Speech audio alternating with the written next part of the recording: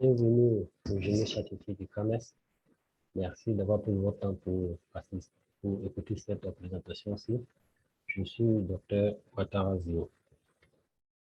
Je voudrais vous parler du contexte photographique et métallogénique du sillon Pyrénées Tronçon Guya en Côte d'Ivoire. Il faut dire que le plan de notre présentation va se faire en 4 points. Une introduction, ensuite nous parlerons de la méthodologie employée dans le cadre de cette étude. Ensuite, ce qui va nous donner droit aux résultats qui seront discutés et nous terminerons par une conclusion. En introduction, il faut noter que le canton ouest africain est reconnu pour ses potentialités en or, notamment au travers de ses roches pyrénéennes, que la Côte d'Ivoire enregistre environ 33% de celles qu'on a dans le canton ouest africain. Et donc, du coup, les sillons dans lesquels nous obtenons ces roches deviennent des sillons que nous devons essayer de mieux comprendre. Et donc, il y a un certain défi à relever, notamment sur le plan de la pétrographie, la structurale, et également la métallogénie et surtout les différentes modélisations des minéralisations métallifères que nous rencontrons. Alors, nous allons essayer d'appliquer juste cela au sillon PIT et donc comprendre l'or qu'on a dans ce sillon-là, surtout dans la zone archéenne de la Côte d'Ivoire. Notre zone d'étude se situe dans l'ouest de la Côte d'Ivoire.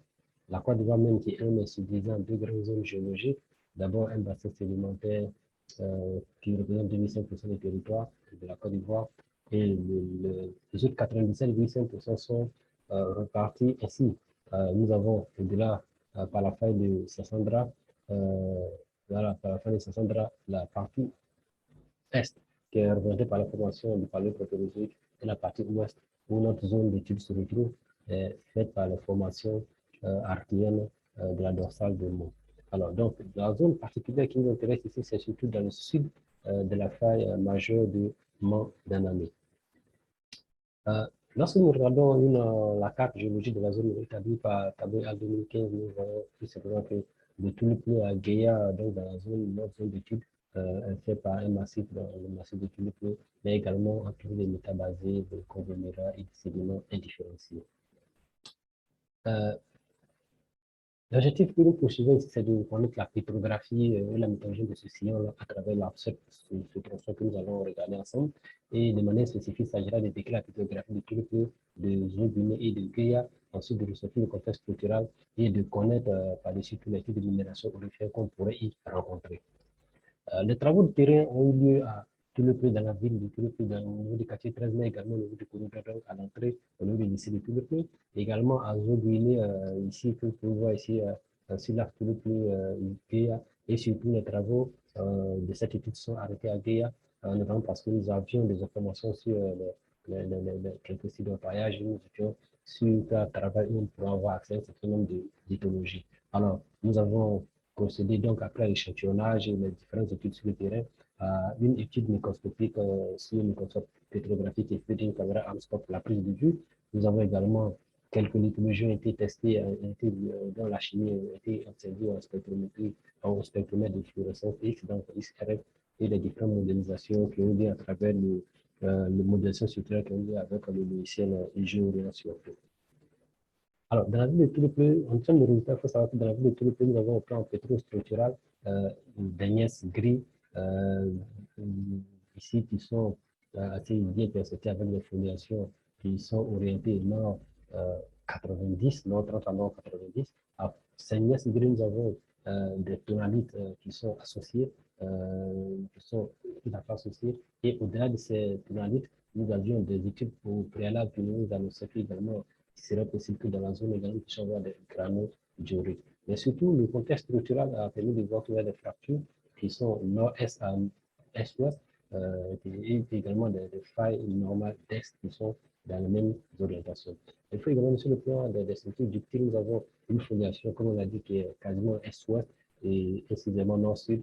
Et donc, la mise en place de ces éléments nous renseigne sur le fait que dans cette zone, nous avons la présence de shear zone. Alors, à Zoguiné, nous avons décrit une argilite et également qui présente en certains faciès un métamorphisme qui lui a permis d'être traversé plus tard par par ces veines de quartz que nous avons sur cette image, donc une méta-argilite, et également nous avons pu décrire en son sein quelques mésofailles qui apparaissent conjuguées ici et là. Mais ces failles présentent deux grandes orientations. Une première qui est quasiment nord-sud, qui n'est pas assez grandement observée sur le terrain, en fait, qui n'est pas assez abondante, et une seconde qui est ouest-nord-ouest, est-sud-est. Alors, à Guinea, nous avons décrit d'abord la dolérite, les dagues doléritiques et également des micro-granodiorites. Ensuite, nous avons également observé, comme ici, la pleurotoschiste et avec les aspects microscopiques que nous avons pu faire avec ces différentes roches. Donc, nous avons la présence des dépôts volcaniques qui ont subi une métamorphose de facéchisme vert, puisqu'ailleurs nous avons pu observer des métadolérites ou des micro-granodiorites. Sur le plan structural, c'est quasiment dans le même contexte, c'est-à-dire des formes, des fractures qui sont orientées dans la direction de l'Union autour du nord, 35 degrés, mais également d'autres fractures qui sont orientées est-ouest, c'est-à-dire dans la direction plus archéenne. Alors, nous avons également des failles sténèses qui sont de 20 degrés et des filons quartzo-feldspathiques qui sont riches en tourmalines, qui sont orientés nord-sud. Et sur le plan des structures du nous avons des structures de fluides, des structures de fractures qui sont quasiment dans les mêmes orientations. Alors, sur le plan métallogénique, une enquête a été faite sur le puits de repaillage, donc le puits d'exploitation artisanale, et les différents échanges ont permis de comprendre que la microgranite est assez importante pour recouvrir un certain nombre de grammes d'or, mais également notre pleurotoschiste déformée et également les veines de quartz à tourmaline. Donc, du coup, l'observation de l'altération d'un thermal qu'on a pu recenser dans la microgranulite nous a permis de voir qu'il y a dans les horizons filoniers une carbonatation, comme vous pouvez essayer associée à une silicification ici. Également ici, vous voyez une fluorétisation, comme ici également, et la sulfidation qui également a été observée. Alors, sur le plan, au niveau de la conclusion, il faut signaler que le sillon, tout le pays qui certes dans la partie archéenne de la Côte d'Ivoire, mais elle présente de nombreuses similitudes avec les autres sillons que nous avons dans le domaine protérozoïque. Notamment, au niveau de la phytographie, par exemple, nous avons des dépôts volcaniques et puis des métasédiments associés qui ont été introduits par des plutons granodioritiques et tomalistiques.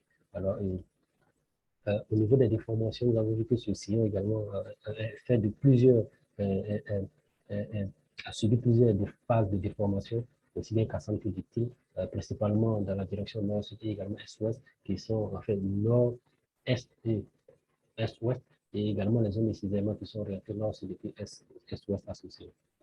Alors, en ce qui concerne la microgranulite est présente des sulfures disséminés, donnant une source qui ferait une connotation syngénique, qui donne une source primaire syngénitique à l'or.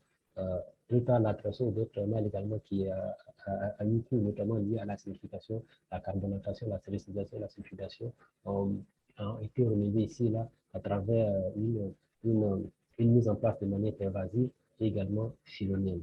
Donc, on pu recueillir ces deux types d'altérations hydrothermales. Également associé à cela, les pleurotoschistes déformés associés aux veines de quartz à tourmaline que nous avons également observé et qui, selon ceux qui font l'exploitation artisanale, seraient également porteuses d'or. Donc, cela donne certaines signatures de l'or épigénétique que nous pouvons observer dans la zone. Donc, si nous essayons de regarder ensemble ces différentes informations de mise en place de l'or dans cette zone, on pourrait dire qu'on a une double source aussi bien génétique qu'épigénétique. Et cela n'est pas seulement une caractéristique à ce qu'on a dans le sillon bien qu'on a au sein des formations archéennes, c'est quasiment ce que nous rencontrons également dans la partie est de la faille de Sassandra, où nous avons des formations, où nous avons des gisements qui sont donnés ou bien des gisements qui présentent également cette double signature, aussi bien génétique et épigénétique, ce qui permet de donner une certaine liaison avec les autres sillons que nous avons appris dans le palais protonique de la Côte d'Ivoire. Nous vous remercions d'avoir pris votre temps pour écouter cette présentation. Ceux qui sont au Sénégal, nous leur disons Nagadef, et quant à ceux qui n'ont pu faire le déplacement, nous leur disons merci d'avoir pris de votre temps pour nous écouter. Nous vous remercions.